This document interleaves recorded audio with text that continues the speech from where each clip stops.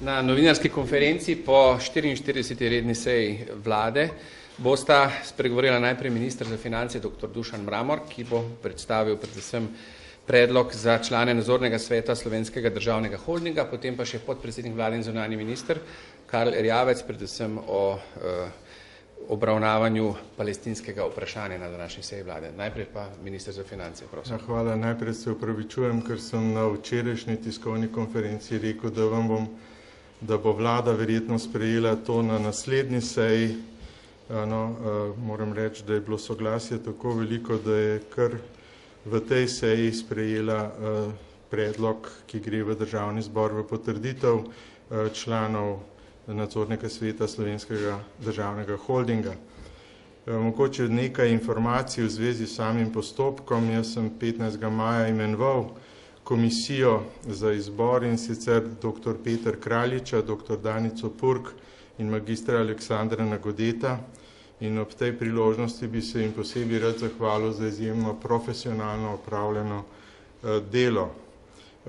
Na razpis, ki so ga pripravili in pripravili tudi kompetenčni okvir, se je prijavilo 64 kandidatov.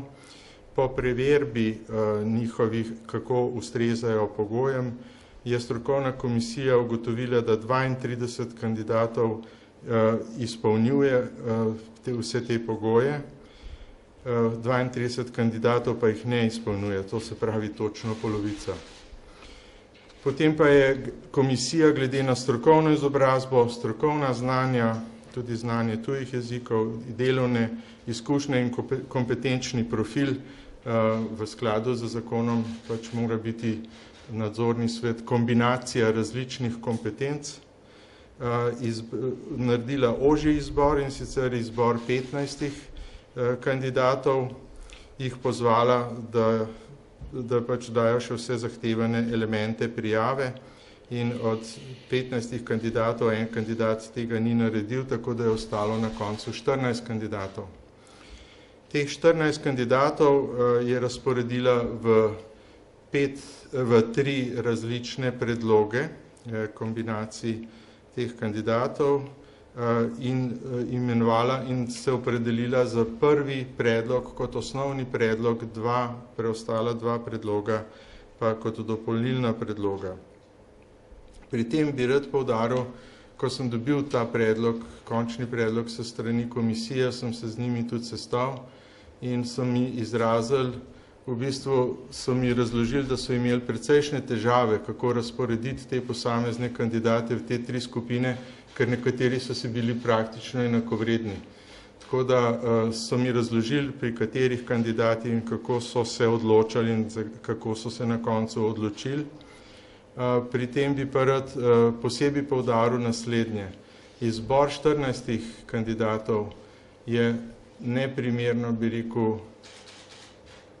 strokovnejši, z več izkušnjami, z mednarodnimi izkušnjami, kot je bil izbor v prvem poskusu, če se spomnite, kjer smo imeli prvi poziv za kandidate. Tako da je bilo dejansko izjemno dobra baza, iz katere se je potem naredil ta končni predlog. Zdaj, ko sem jaz dobil vse te 3 predloge, 3 kombinacij, sem še sam proučil vse in se odločil, da sem iz prvega izbora zbral 2 kandidata, iz drugega izbora 2 in iz tretjega 1. In tako predlagal vladi, ki je danes soglasno tudi sprejela naslednje kandidate. Barbaro Smolnikar, Damjana Beliča, Draga Ferfolja, Duška Kosa in Lidijo Glavina. Če pogledamo samo, bi rekel, te kandidate po njihovi izobrazbi, praktično 3 izmed njih imajo magistrski naziv ali naziv magister poslovodenja, MBA, eden je doktor poslovodenja in eden je diplomirani sociolog, sicer pa z izjemnimi izkušnjami in dodatnim izobraževanjem tudi v Evropi in v ZDA. Skratka, strokovno gledano, z vidika izobrazbe, izjemno visoka izobrazba, poleg tega pa z izjemnimi izkušnjami. ne samo v slovenskih podjetjih in v finančnih institucijah, ampak tudi v podjetjih v svetu, kot je Electrolux, Husqvarna, tudi Studija Moderna, ki je pač svetovno podjetje, Letrika, ZDA, Letrika, Francija in tako naprej, skratka z velikimi res izkušnjami, ne vsi govorijo angleško in praktično noben ne govori manj kot 3 jezike, nekateri pa tudi več, tako da so dejansko zelo odprtih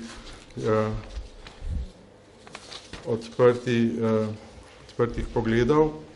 Glede strokovnih kompetenc bi pa rekel naslednje, da glede na to, katera področja je potrebno pokriti z tem nadzornim svetom, zakon predpisuje področje financ, področje korporativnega upravljanja, področje upravljanja obveznosti in premoženja in področje korporativnega prava.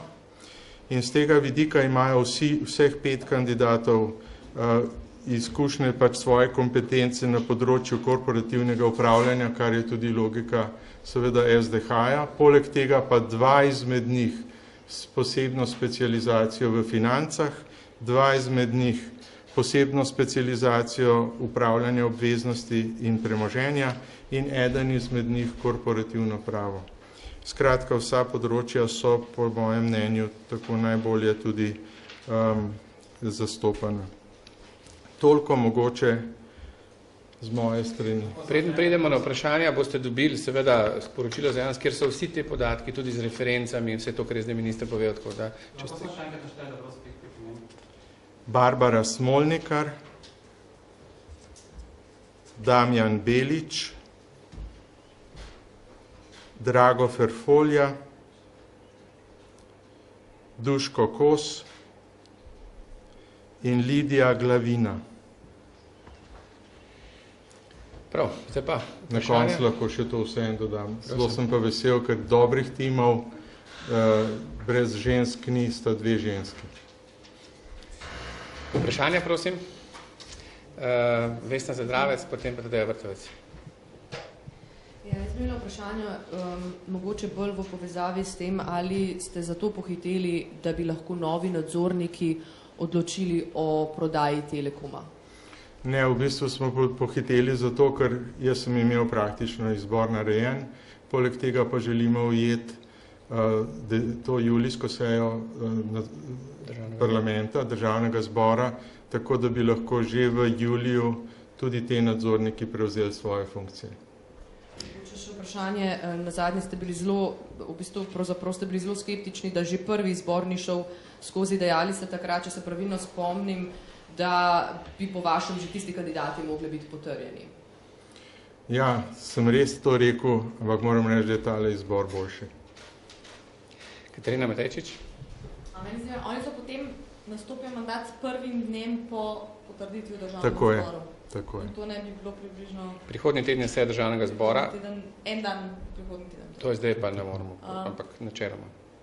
In takrat tudi preneha funkcija dosedanjemu nadzornemu svetu.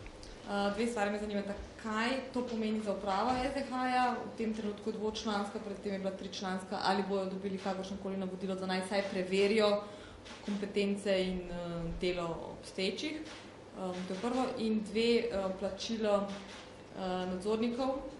Takrat, ko je bila sprejeta politika prejemkov, je bilo nekaj govora o tem, da ni prav, da so nadzorniki plačani kot nagrada tudi glede na uspešnost poslovanja družbe, ne? Da ne smejo biti na istem lagu kot uprava, ki se prizadeva prikazovati čim večje dobičke in tako. Velja še ta politika prejemkov iz decembra? Politika prejemkov se ni popolnoma nič spreminjala. Drugo vprašanje pa bilo v zvezi z upravo, pač vsak nadzorni svet, vemo, kaj so njegove funkcije že po zakonu o gospodarskih družbah in to velja tudi za ta nadzorni svet. On je odgovoren za poslovanje potem podjetja, oziroma v tem primeru Slovenskega državnega holdinga. Jaz bi moral se upravičujem, ampak moram v Pariz. TV Slovenija že imela samo še Ok, dobro, zadnje vprašanje. Minister je bil včeraj na novinarski konferenci in je zelo veliko. Jaz bi vprašala na tej seji državnega zbora, na kateri želite potrditi tudi nadzornike SDH-ja, bo tudi fiskalno pravilo. Ali imate že dovolj glasov, 2/3, da bo ta zakon potrjen? Zelo se trudimo, da bi jih imeli in zelo si želim, da bi bil potrjen. Več pa ta trenutek ne morem reči. Hvala lepa, minister. Srečno pot v Pariz. Hvala. Zdaj pa vabim na oder ministra za zunanje zadeve in podpredsednika vlade, gospoda Karla Erjavca.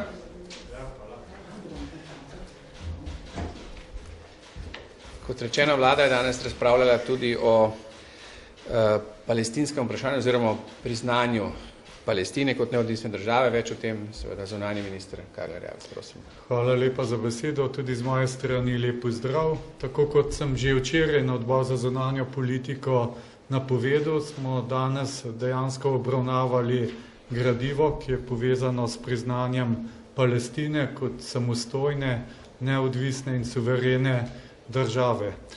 Najprej bi rad spomnil, da že novembra lansko leto smo razpravljali o priznanju Palestine na vladi in tudi na izredni seji odbora za zunanjo politiko. Treba je vedeti, da je postopek v Sloveniji malce drugačen, kot je postopek ustaljen v nekaterih članicah Evropske unije, kjer je vlada tista, ki priznava suverenost in neodvisnost posamezne države. Pri nas je postopek takšen, da je državni zbor tisti, ki prizna samostojnost in suverenost posamezne države.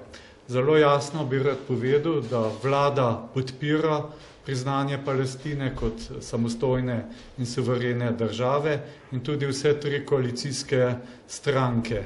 Naj tudi povem, da tukaj se bolj postavlja vprašanje primernega trenutka, zlasti v tem smislu, da bi bil ta signal čim močnejši in da bi dejansko imel neke posledice, kar se tiče reševanja vprašanja glede priznanja Palestine.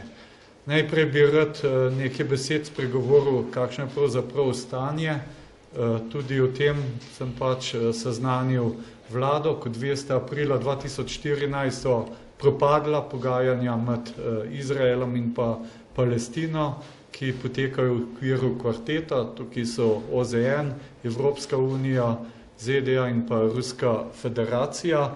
Da kmalu zatem so se zgodili spopadi med Izraelom in pa nekaterimi palestinskimi skupinami, zlasti v Gazi, da je to premirje potem bilo sklenjeno 26. avgusta 2014 in da se od takrat naprej seveda vsi v mednarodni skupnosti, zlasti pa v okviru kvarteta, trudijo, da bi oživeli mirovni proces. Ker bližnji vzhodni mirovni proces je tisti, ki lahko prinese neko politično rešitev. Vi veste, da Slovenija ves čas v okviru tega podpira rešitev dveh držav.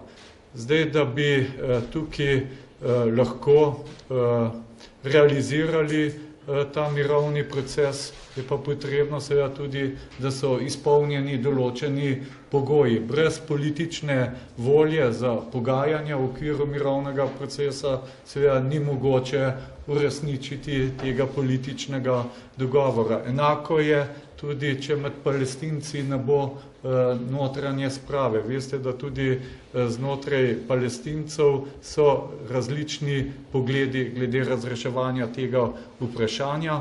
Tretja zadeva, ki je tukaj zelo pomembna, je nadaljnja gradnja naselij strani Izraela.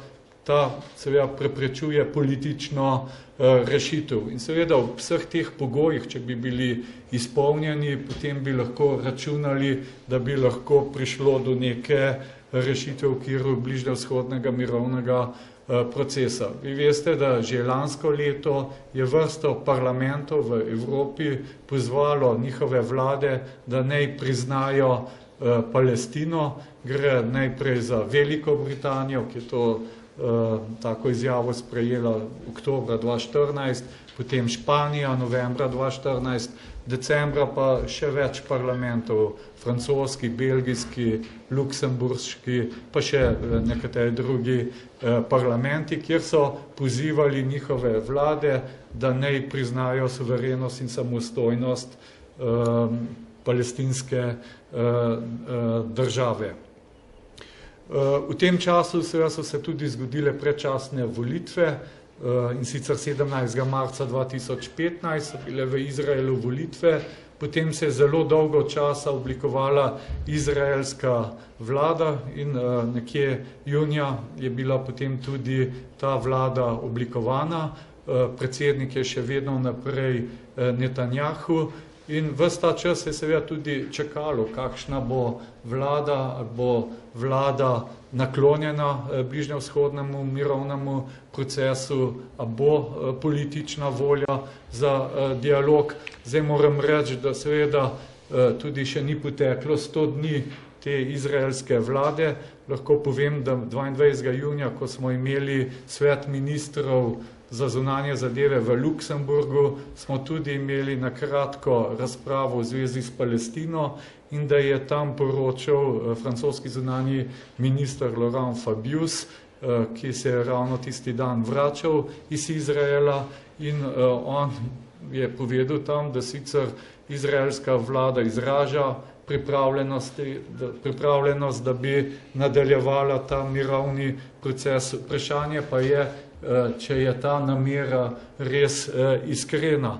Moram reči, da moja ocena in tudi ocena nekaterih zunanjih ministrov je, da verjetno ni za pričakovati, da bi bližnjevzhodni mirovni proces ponovno zaživel. In seveda, če bo takšno stanje še naprej, potem seveda ne moramo pričakovati na hitro rešitve na diplomatski način, na politični način in zato sem tudi mnenja, da bi bilo prav, da naredimo posreden pritisk na Izrael tudi na takšen način, da bi več držav članic EU priznale samostojnost in suverenost palestinske države. V zvezi s tem naj povem, da znotraj Evropske unije je stališče, da naj Evropska unija prevzame iniciativo za zagon tega bližnjevzhodnega mirovnega procesa, zato nekatere članice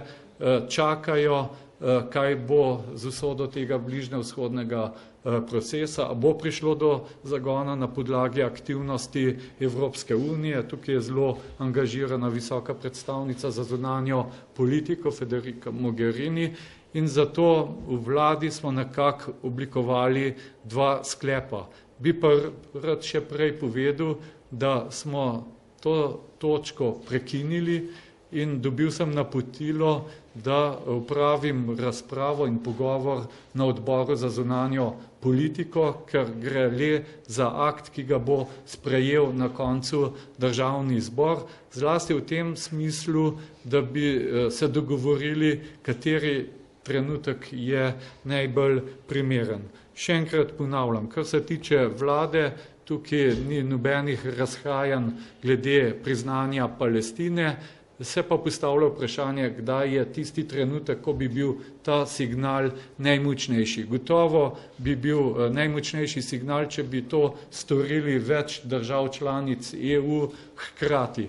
Vendar glede na vse to, kar sem vam povedal, je zelo majhna verjetnost, da bi v letošnjem letu več držav priznalo Palestino. Velika večja verjetnost je, da bo to se začelo dogajati v naslednjem letu. Jaz računam tam od meseca marca naprej, da bi se sprožil ta trend, če predvidevamo, da mirovni proces pač bo ostal mrtev. Zato nekako vlada razmišlja v tej smeri, da bi priznali Palestino skupaj še s kakšno članico Evropske unije zaradi signala. Ne izključuje možnosti, da kakšna država lahko to še stori letos. Naprimer, vem, da Irska zelo resno razmišlja o tem in bi gotovo bilo skupno priznanje Slovenije in pa Irska ali pa kakšne druge članice Evropske unije močnejši signal. Obstaja pa seveda tudi velika verjetnost, da se to ne bo zgodilo. Zato smo nekako v vladi mnenja, da če se pa v letošnjem letu to ne zgodi, da bi pa vlada vseeno predlagala, da se do konca leta prizna Palestino. Če bi pa kazalo, zlasti računam, da v jeseni bodo te pogovori znotraj sveta ministrov za zunanje zadeve še bolj intenzivno, če bi kazalo, da bi več držav naenkrat priznalo, pa če bi to bilo naprimer januar ali pa februar, pa mislim, da bi bilo smiselno, da takrat pač skupaj to storimo. Ampak glede na to, da so te dileme odprte, sem bil mnenja, da bi bilo prav, da to razpravo pravimo tudi na odboru za zunanjo politiko, da preverimo, kakšno je pravzaprav stališče državnega zbora oziroma odbora,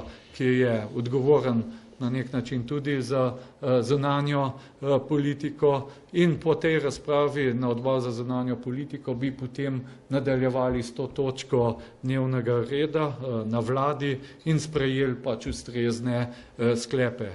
Na vsak način sklep, da se prizna Palestino kot samostojno suvereno državo, ta sklep bo gotovo sprejet. Vprašanje pa je samo teh časovnih okoliščin. Kaj je treba vedeti, če mi to priložnost izkoristimo in če zvodeni, potem tudi nismo kaj prida pomagali v političnem smislu, da bi prišlo do nekega premika, ko gre za vprašanje pa palestinske države. Toliko morda zelo na kratko. Vprašanja, Suzana Perman. Ali v primeru priznanja Palestine pričakujete kakršnekoli politične, diplomatske, mogoče tudi ekonomske posledice? No, kakšnih ekonomskih posledic ne pričakujem. Seveda bi pričakoval reakcijo zlasti strani Izraela, vendar naša ocena je, da ne bi bile to neke takšne reakcije, ki bi bistveno poslabšale odnose med obema državama. Zlasti smo pa tudi preverjali ta ekonomski vidik, praktično je stališče, da ne bi imelo posledic. Tudi kar se tiče odnosov Združenih držav Amerike, veste, da oni so zelo involvirani v rešitev tega vprašanja, je mnenje sicer, da ne bodo preveč zadovoljni, ampak kakšnih večjih posledic ne pričakujemo. Tukaj ne gre za to, a si upamo iti v priznanje, bolj gre za vprašanje, da je najboljši trenutek, da dejansko se naredi nek premik v tem političnem dialogu in pa glede stanja na terenu. Moram pozoriti, da stanje na terenu je pa zelo slabo, zlasti v Gazi zaradi blokade, humanitarna kriza. Tukaj se pojavlja tudi nova nevarnost. Vemo, da Islamska država poskuša delovati na vseh področjih, geografskih področjih, zlasti kar se tiče Bližnjega vzhoda, Severne Afrike. Tako da mi ne pričakujemo, da bi zaradi tega Slovenija trpela kakšne posledice. Ne nazadnje, Vatikan je priznal Palestino že pred 2 leti, tako da jaz ne pričakujem glede tega kakšnih težav. Gre bolj za to vprašanje, kdaj je tisti trenutek, ko bi dejansko tako priznanje imelo neko težo, ker je treba vedeti, Švedska, ko je lansko leto šla v to priznanje, je tudi zraven dala 160 milijonov evrov razvojne pomoči Palestini. Še kakšno vprašanje v zvezi s Palestino? Se pravi, še druge teme. Pa bomo krajši. A to odgovarjam kot podpredsednik vlade, kot predsednik DSS-a? Da mi najo učitelj zlorabo tega prostora. Zanima me, danes so bili imenovani oziroma predlagani nadzorniki SDH-ja, je DESU zadovoljen z izbiro in ali ga bodo vaši poslanci podprli. Druga stvar je pa, zanima me samo, ali ima gospod Gašperšič vašo podporo glede na dogajanje v zvezi z drugim tirom. Kar se tiče nadzornikov za SDH, jaz moram reči, da podpiramo predlog ministra za finance. Ponovil bi to, kar sem slišal, kar je povedal že minister za finance na tej novinarski konferenci, da se mi zdi, da je izbor bistveni boljši, kot je bil prvi izbor. Gre za strokovnjake. Jaz upam, da bodo vestno in odgovorno upravljali svoje delo. Jaz poznam te ljudi samo na podlagi referenc, ki smo jih videli. Te reference pa, ko jih prebereš, so take, da te prepričajo. Zato bo naša poslanska skupina v Državnem zboru podprla to listo kandidatov za nadzorni svet SDH-ja. Kar se pa tiče drugega vprašanja, ki je navezan na ministra za infrastrukturo, pa moram reči naslednje. Mi pričakujemo, da bo v tem drugem razpisu, ki bo tudi omogočil črpanje evropskih sredstev, da bo pripravil vlogo tako, kot je potrebno. In če bo uspel, potem tudi ne vidim nobenih razlogov, zakaj ne bi zaupali ministru. Če mu pa tam spodleti, potem pa mislim, da se pa res treba vprašati, kaj storiti. Ker ta projekt drugi tir je ključni projekt za razvoj Slovenije. In tudi sam kot minister za zunanje zadeve moram reči, da imam težave, ker me ves čas sprašujejo, kaj s tem projektom, zlasti Madžari, Avstrijci, Slovaki, Čehi, ker je to ne samo okno v svet za Slovenijo, ampak okno v svet tudi za te države in tudi izjemna pomembna pot za njihovo gospodarstvo. Vemo, da naprimer na Češkem, na Slovaškem imamo tovarne Kia, Hyundai. Tako, pa tudi mislim, da če mi želimo trajno gospodarsko rast, ne bomo dosegali zgolj z izvozom, ampak moramo razvijati to logistiko, transport, glede na naš geostrateški položaj. Tako da tukaj odgovornost ministra je zelo visoka in jaz pričakujem, da ta naslednja vloga, da bo takšna, kot more biti. Še kakšno vprašanje, potem bomo Tadeja Vrtovec. Koalicijske narave. Predsednik SD, gospod Židan, je malo prej ocenil, da je izstop poslanca Bojana Dobovška iz poslanske skupine SMC okrepil pozicijo SD-ja v vladni koaliciji, ki zdaj, recimo brez njih, šteje le še 45 glasov v Državnem zboru. Kako komentirate to izjavo, bi se lahko strinjali? Ja, ta izjava je precej naivna. Naivna. Zato, ker v jeseni je lahko stvar povsem drugačna, ker vidimo, kaj se dogaja v nekaterih poslanskih skupinah. Počakajmo na jesen. Prav, počakajmo na jesen. Za danes pa hvala lepa.